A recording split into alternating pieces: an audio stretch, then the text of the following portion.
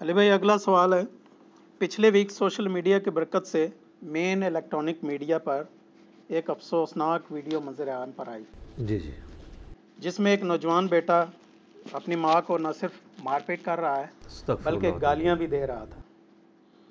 Please इस हवाले से हमारी नौजवान नस्ल को गाइड फरमाइएगा ताकि वो इस कबीह हरकत से बाज रहें। देखिए जी, नौजवान नस्ल को हम तो गाइड करेंगे, माँ बाप की भी जिम्मेदारी है ना कि इनको दीनी तालीम दें बचपन से। माँ बाप की कदर आपको कुरान और सुन्नत नहीं सिखानी है ना।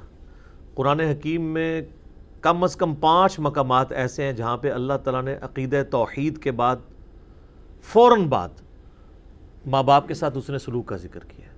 और इसका एपेक्स वो सूरह बनी इसराइल है जिसमें 10 कमांडमेंट्स आई हैं। वहाँ पे भी आप देखें कि स्टार्ट तो हुआ है अक़ीदे तौहीद से, और फिर फ़ौरन बाद अल्लाह ताला ने ज़िक्र कर दिया है माँ बाप के साथ उसने सलूक। और वहाँ पे तो बहुत सख्त अल्फाज हैं, वक़ज़ा रब्बुका अल्ला तअबुदू इल्ला इय्याह। सूरह बनी इसराइल आयत नंबर है ये 23। और तुम्हारे रब ने ये बात तय कर दी थी कि मत पूजना किसी को सिवाय उसके, वबिल वालिदैनि इहसाना, और वालिदैन के साथ एहसान की रविश इख्तियार करना।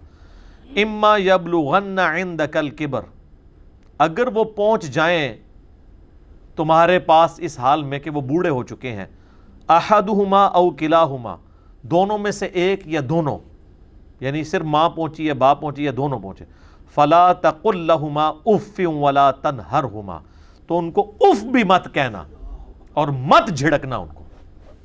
उफ नहीं कह सकते तो बाकी तो कुछ नहीं आप कर सकते ना। सबसे हल्का जुमला ये था, इसकी ट्रांसलेशन पंजाबी में होती है हाँ।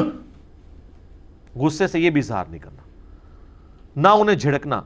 वक़ुल लहुमा क़ौलन करीमा, और उनसे बात नरमी से करना। वख़्फ़िद लहुमा जनाहज़ुल्लि मिनर रहमा, और अपने कंधे आजिज़ी के साथ उनके सामने रहमत के साथ झुका कर रखना। यानी माँ बाप के सामने अकड़ना भी नहीं यूं, लेकिन वो इतना भी ना झुकें कि हाथ घुटनों तक पहुंच जाए, वो हद्दे रुकू है, हद्दे रुकू से कम।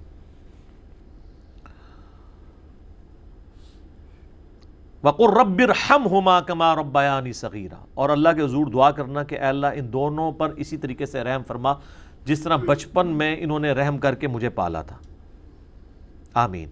रब्बुकुम अअलमु बिमा फी नुफूसिकुम, तुम्हारा रब खूब जानता है जो तुम्हारे जी में है। इन तकूनु सालिहीन, अगर तुम वाकई नेकोकार हुए ना, फ़इन्नहु काना लिल अव्वाबीन गफूरा, तो बेशक अल्लाह ताला तौबा करने वालों को बख्शने वाला है। यानी अगर तुम्हारी नीयत नहीं थी ना गुस्ताखी करने की, बाज़ुकात कभी ज़ुबान से कलमा निकल गया तो फिर तो उस पर दरगुजर हो जाएगा, लेकिन अगर तुम आदतन गुस्ताख हो तो फिर माफ़ी वाला मामला नहीं है जब तक अपनी इस्लाह नहीं कोई कर लेता। तो ये इस बात का सबूत है। हत्ता कि बुखारी मुस्लिम में हदीस है, कोई शख्स अपने माँ बाप को गाली मत दे। तो साहबा ने कहा कौन अपने माँ बाप को गाली देगा? तो आप फरमाया जो किसी के माँ बाप को गाली देता है और उसके जवाब में वो उसके माँ बाप को गाली देता है, गोया कि वो अपने माँ बाप को खुद गाली दे रहा है। इस्लाम तक सूरह लुकमान के अंदर जहाँ पे हज़रत लुकमान अलैहिस्सलाम के अपने बेटे को नसीहतें आई हैं, उनमें से एक नसीहत जो है वो अल्लाह ने उसमें ऐड की है माँ बाप के साथ हुस्न सलूक के बारे में, और वो भी डिसाइसिव आयात हैं कुरान हकीम में। हज़रत लुकमान की वसीयतों के ऊपर मेरा ऑलरेडी भी एक क्लिप रिकॉर्डेड मौजूद है।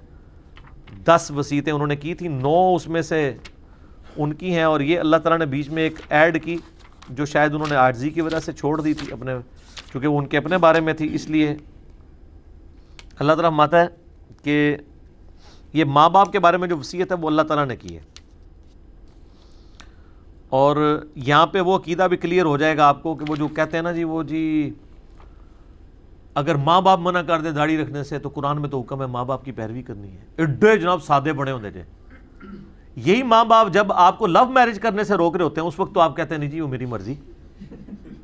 दाढ़ी के बारे में आके आपको फौरन ख्याल आ जाता है कि माँ बाप के ताबे फरमान। ठीक है, साढ़े को तो फिर पकियां जे ना जी। ये सूरह लुकमान आयत नंबर है 14। ववस्सैनल इंसान बिवालिदैहि, और नसीहत की गई, वसीयत की गई है इंसान को अपने माँ बाप के साथ, यानी हुस्न सलूक की। हमलत उम्मुहु वहनन अला वहन, उसकी माँ ने उसे उठाए रखा प्रेगनेंसी के दौरान, तकलीफ़ पर तकलीफ़ झेलते हुए। وفصالہ فی عامین ان اشکر لی ولوالدیک، اللہ تعالیٰ فرماتا ہے کہ اس کا دودھ چھڑانا جو ہے وہ 2 سال میں ہے، اور یہ کہ تم اس کا شکر کرو، میرا شکر کرو اور ان کا ماں باپ کا بھی شکر کرو، الی المصیر، تمہیں لوٹ کر میرے پاس ہی آنا ہے، وَإِن جَاهَدَاكَ، اگر وہ یہ کوشش کریں، عَلَىٰ أَن تُشْرِكَ بِي مَا لَيْسَ لَكَ بِهِ علم، کہ تو میرے ساتھ کسی کو شریک ٹھہرا جبکہ تیرے پاس اس کا علم بھی نہیں ہے کہ اس کا اب کیا انجام تمہارے ساتھ ہو جانا ہے اس معاملے میں، فَلَا تُطِعْهُمَا، تو تم نے ان دونوں کی بات نہیں ماننی، وَصَاحِبْهُمَا فِي الدُّنْيَا مَعْرُوفًا، لیکن دنیا میں معروف طریقے سے ان کے ساتھ ایٹیچیوڈ رکھنا ہے۔ یہ نہیں ہے کہ مشرک ہیں، شرک کی طرف، سب سے بڑا گناہ یہی کوئی ماں باپ کروا سکتے ہیں نا کہ وہ کہیں شرک کرو، تو اللہ میں ان کی بات نہیں ماننی، شرک کا بھی کہنا، ان کے ساتھ بدتمیزی پھر بھی نہیں کرنی، سب سے بڑا گناہ یہی نا، اس سے بڑا کوئی ظلم نہیں ہے۔ سورہ مریم میں ہے کہ آسمان پھٹ پڑے، اگر آسمان کے احساسات ہوں، زمین شک ہو جائے اور پہاڑ ریزہ ریزہ ہو جائیں، جو لوگ اللہ کے ساتھ شرک کرتے ہیں، اگر ان کے احساسات ہوں،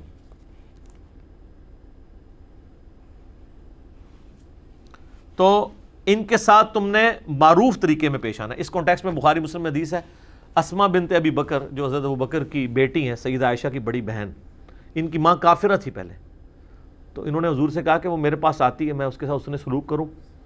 آپ فرمایا ہاں، اس کے ساتھ حسن سلوک کرو دنیا میں، حالانکہ وہ مشرکہ تھی۔ تو حسن سلوک آپ نے کرنا ہے، چاہے کوئی بد عقیدہ ہے، بد مذہب ہے، دوسرے کسی فرقے کا ہے، کافر ہے، مشرک ہے ماں باپ، تب بھی آپ نے ان کا احترام کرنا ہے، آپ نے ان کے ساتھ اس طرح کا ایٹیچیوڈ نہیں جو یہ ویڈیو میں دیکھنے کو ملا۔ یہ تو ہے تصویر کا ایک رخ۔ اب تصویر کا دوسرا رخ بھی ہے کہ اولاد اس لیول پہ کیوں پہنچتی ہے۔ ہمارے سب کانٹیننٹ کے معاشرے میں بچے اس طرح نہیں ہے کہ اپنے ماں باپ کے ساتھ اس طرح بیہیو کریں، ایون دیندار نہ بھی ہوں تب بھی یہاں پہ ہمارے کلچر میں وہ رسپیکٹ ہے، ایون رسپیکٹ نہیں، ڈر بھی ہے اپنے ماں باپ کا، بوڑھے بھی ہو جاتے ہیں تب بھی ماں باپ سے ڈر رہے ہوتے ہیں، ٹھیک ہے، کہ اس طرح کی کوئی ایکٹیویٹی کا سوچ نہیں سکتا۔ اس کا آپ دوسرا رخ دیکھیں گے نا، جو خبریں آئی ہیں ان کی والدہ کی طرف سے کہ جو ان کا ایٹیچیوڈ ہے اپنے اس بیٹے اور بہو کے ساتھ، وہ بھی انتہائی شرمناک ایٹیچیوڈ ہے۔ تو یہ تو اسی طریقے سے کہ آپ اگر کسی مسجد میں یعنی گالیوں کی آواز سنیں، اور جب تک آپ گالیوں کی آواز سنیں گے آپ تو یہ کہیں گے کوئی بہت بدبخت ہے جو گالیاں نکال رہا ہے، لیکن آپ مسجد میں جب جائیں تو آپ کو پتہ چلے کہ کوئی مسجد میں اسی نمازی بچے کے ساتھ کوئی حضرت صاحب منہ کالا کر رہے ہیں اور اس کے اوپر وہ چیخ کے گالیاں نکال رہا ہے، تو آپ کو اس کی گالیاں بھول جائیں گی مسجد میں نکالی ہوئی، کیونکہ آپ کو اس سے بڑا جرم نظر آ جائے گا، یار وہ صحیح تو چیخ رہا ہے۔ میں جسٹیفائی نہیں کر رہا، ماں باپ اگر کسی کے ساتھ زیادتی بھی کریں تب بھی آپ کو یہ حق نہیں ہے ماں باپ کو ماریں یا گالی گلوچ کریں، لیکن روٹ کاز انالیسس ہونا چاہیے کہ یہاں تک بات پہنچتی کیوں ہے۔ تو وہ اگر آپ ڈیپ ڈگ کریں تو وہ پوری اس کی رپورٹ آئی ہے کہ اس نے مطلب کیا سلوک کیا ہے اس کی وائف کے ساتھ، اور پھر کئی میں ڈسکس نہیں کرنا چاہتا ہوں، اس میں بڑی ایک حیا سوز قسم کی باتیں ہیں جو اس قابل ہی نہیں ہے کہ ان کو ڈسکس کیا جائے، تو اس کا منطقی انجام اسی قسم کا ہونا تھا۔ تو ماں باپ بھی اپنی حرکتوں کے اوپر ذرا غور کیا کریں کہ کسی کو اس لیول پہ نہ لے جائیں کہ وہ پھر ساری قدر اٹھا کے سائڈ پہ کر دیں۔ اور باقی سوشل میڈیا کی برکت ہے جی، واقعی قانون ہمارا حرکت میں نہیں آتا۔ پہلے کبھی کسی شہر کی خبر اخبار میں لگ جاتی تھی تو ڈی سی کو یہ ہاتھ پاؤں بھول جاتے تھے، حالانکہ اخبار کی تو کوئی اہمیت ہی نہیں ہے، اس زمانے میں بہت ہوتی تھی، اور اس دور کے صحافی بھی صحیح صحافی ہوا کرتے تھے۔ آج کل تو مطلب اکثر بکے ہوئے ہیں الا ماشاء اللہ۔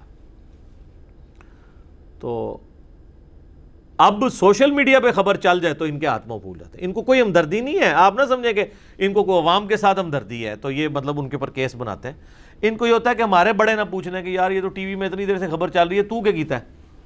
پھر وہ ڈی پی او صاحب بھی حرکت میں آ جاتے ہیں، ایس ایچ او صاحب کی بھی مسلمانی جاگ جاتی ہے، ان کو بھی اپنے وہ قومی مفاد میں جو ان کی ذمہ داری ہیں وہ ان کو نظر آنا شروع ہو جاتی ہیں اور سارا کچھ کرنا شروع کر دیتے ہیں۔ پہلے نہیں کوئی کر رہا ہوتا، اپنی ذمہ داریاں پوری نہیں کر رہا ہوتا۔ بہرحال اللہ نہ کرے کہ اس طرح کے گھروں کے واقعات گھر سے باہر نکلیں. ظاہر ہے کہ اب یہ تو بہت چھوٹا واقعہ ہے، اس سے بڑے بڑے واقعات، قتل و غارت تک بات پہنچ جاتی ہے. جائیداد ہتھیانے کے لیے لوگ اس طرح کا معاملہ بھی کر لیتے ہیں. حالانکہ بخاری مسلم میں حدیث ہے کہ مقتول کا وارث قاتل نہیں ہو سکتا. یہ پیٹ رول ہے.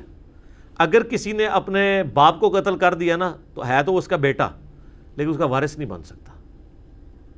باپ نے بیٹے کو آگ کر دیا، گھر سے نکال دیا، اس کو فارغ کر دیا، تب بھی باپ کے مرنے کے بعد جائیداد اس کو ملے گی، کیونکہ مال میں اللہ نے حق رکھا ہے اولاد کا. لیکن جب اللہ ہی اپنا حق اٹھا لے، بخاری مسلم میں حدیث ہے کہ قاتل جو ہے نا وہ اپنے مقتول کا وارث نہیں ہوگا. یہ جنرل ہے، یعنی بھائی بھائی کو قتل کرتا ہے تو اس کی جائیداد کا وارث نہیں ہو سکتا. باپ بیٹے کو مارتا ہے یا بیٹا باپ کو مار دیتا ہے، اس کی جائیداد کا وارث نہیں ہو سکتا. اس طریقے سے بخاری مسلم میں حدیث ہے کافر مسلمان کا وارث نہیں ہو سکتا، مسلمان کافر کا نہیں ہو سکتا، ایک دوسرے کے وارث نہیں ہو سکتے. تو اس کیس میں ہم اسے کنڈیم کرتے ہیں جی، اور لوگوں سے کہتے ہیں کہ ہوش کے ناخن لیں، کل کو آپ نے بھی بوڑھا ہونا ہے، یہ نہ ہو آپ کی اولاد بھی آپ کے ساتھ یہ سلوک کرے. یہ مکافات عمل تو دنیا میں نے دیکھا ہے سر.